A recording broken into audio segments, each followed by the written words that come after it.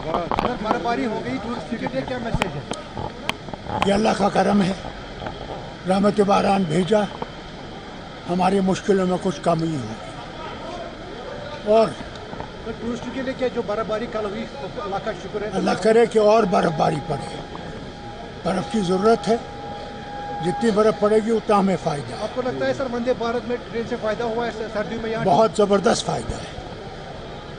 अब जहाज़ आए या नहीं आए, सड़क ठीक हो या नहीं हो, रेल चलेगी और लोगों के लिए आसाइश है। सर नीतीश कुमार ने एक मुस्लिम डॉक्टर का जो हिजाब है उसको खींचा है, इसके बारे में क्या कहेंगे? घंटे से वेट कर रहे हैं फारूक साहब, 1 घंटे से वेट कर रहे हैं। सर बर्फबारी हुई टूरिस्ट के लिए क्या मैसेज है सर?